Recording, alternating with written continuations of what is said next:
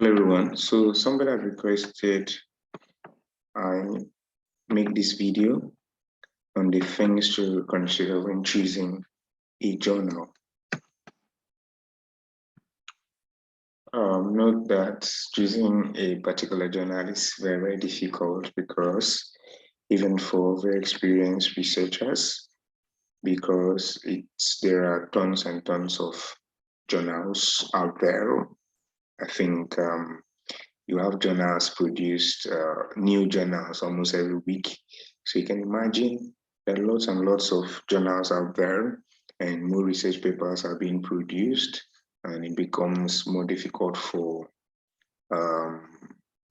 authors to know what kind of journal to submit their manuscript to. Well, there are guidelines to everything, and the importance of guidelines are to limit your mistakes, are to lead you to where you're likely to find the truth or where you're likely to find the light. So this video is to guide us on how we can select a suitable journal for our article. So before we go to the questions you ask yourself, let us talk about the sources for possible journals. The first source for journals is your reference list.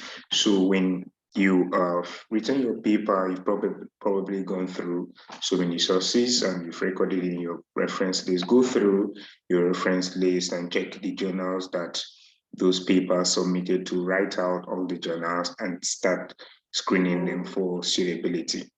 So the next thing is to ask superiors in your field. You have your lecturers, your project supervisors, your mentors, and sometimes you have to consider the recommended journals in your institution or lab. So use journal finders. Also, there are tons and tons of journal finders on the web. They kind of help you find possible journals that you can submit to. They require a few details like the title of your manuscript, probably your abstract. Some of them require a full article, and they kind of bring up journals with their different information, impact factor, acceptance rate, and other metrics that can guide you in submitting. An example of journal finder is Elsevier journal finder, so you can explore others on the web. So the first question you ask yourself is, what is the impact factor of this journal?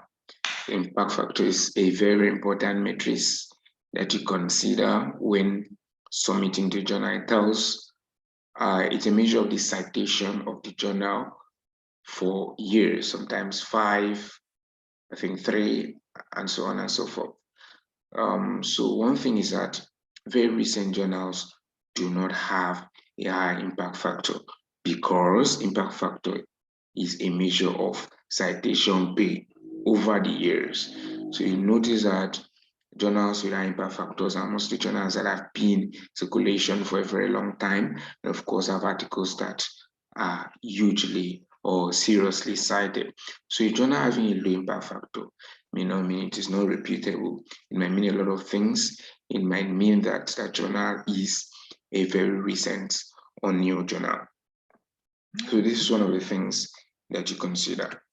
Next thing is APC, article processing charge. Does this journal require APC? Does it accept full or partial waiver?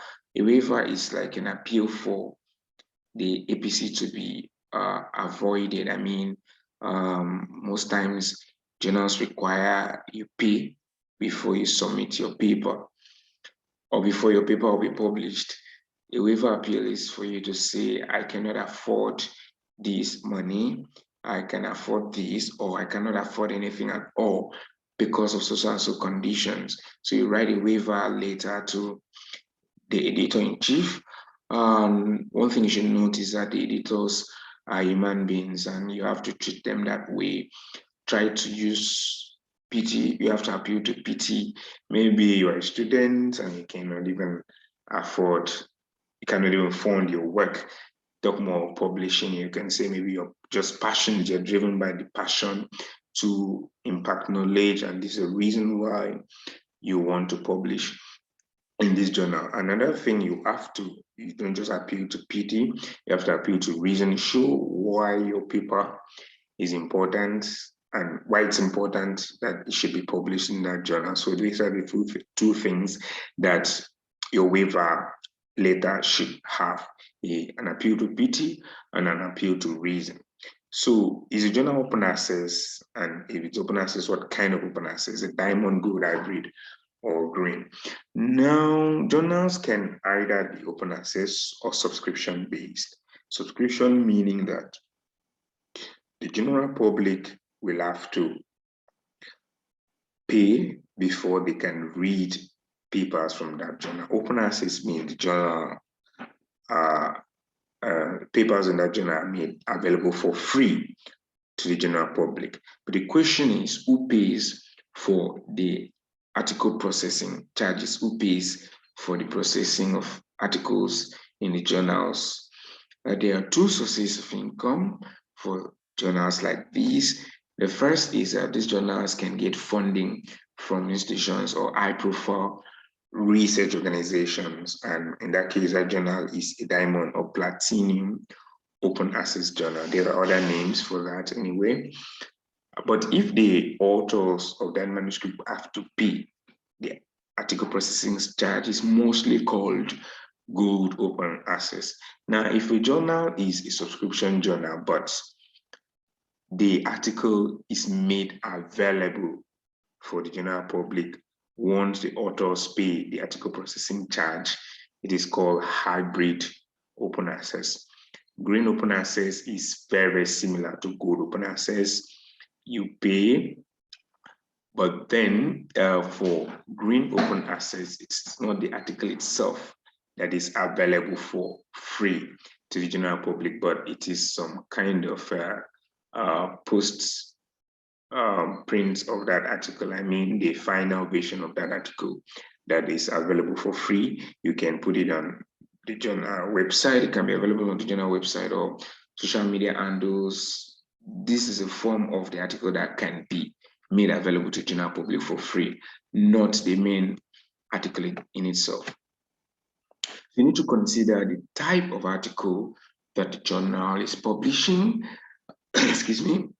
Does it match the article that you currently have or the article that you intend to write? Does the journal publish commentaries, perspective opinion pieces, letters to editors, editorials? And the article that you want to submit, does it fit into commentary, letter, perspective in terms of scope and word count? And another thing you should consider is this type of article based on invitation, because sometimes commentaries, editorial, this kind of articles can be based on invitations only for some journals, whereas some journals you can submit directly without being invited. So these are the things that you need to consider. Sometimes you need to pre-prompt, I would put it that way, the editor, that this is the kind of article you want to submit. Is it suitable for me to submit? So you need to put all these things in place. In a nutshell, go through the author's guidelines and see what the journal is telling you to do. Next thing is journal indexing. Is this journal indexing Scopus, Web of Science, Medline, PubMed? Now, it doesn't mean that when a journal is not indexed in PubMed, it cannot reach out. It doesn't mean that you can get citations from that article. There are a couple of reasons why a paper may not be indexed in reputable databases like Scopus, Web of Science, PubMed. One of them is what I said earlier, the age of the journal. If it's a new journal, new journals are hardly indexed in most of these databases. You have to check if the journal is available in the directory of Open Access Journal, DOAG, SciMago, COPE, and also check if the journal is available on the Google Scholar Matrix JSON. So when you check this journal in SciMago, for example, there is what we call SciMago journal indexing. It kind of grades the quality of the journal. So it gives you all the information of the journal that can guide your publishing. You need to consider the acceptance rate of this journal.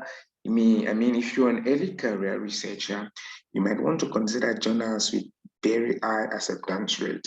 And one thing is that very high profile journals, for example, Nature, Lancet, have a very low acceptance rate.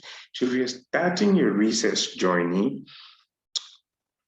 and you keep submitting to very high profile journals with very low acceptance rates, you keep getting lots and lots of rejections, it can affect your it can affect your mentality, it can affect your composure. Sorry, I'll put it that way.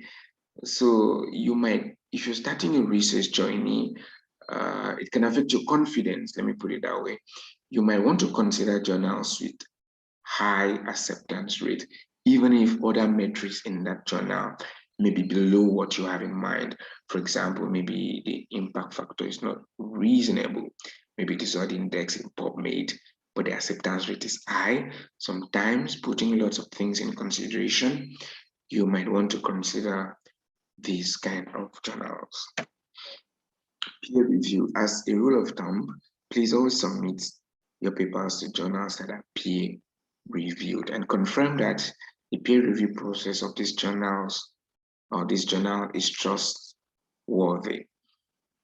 Most research grants, most scholarships, most funding opportunities that are available for scholars, promotions, you only consider papers you published in peer-reviewed journals. And besides, peer review is an opportunity for you to learn a lot in research because the reviews from the reviewers and the editor would give you so much insight about your manuscript or your article, and most times it will tell you so many things that you could do to improve the manuscript. And this is something that will really help in your research journey. And of course, peer review is a bragging right.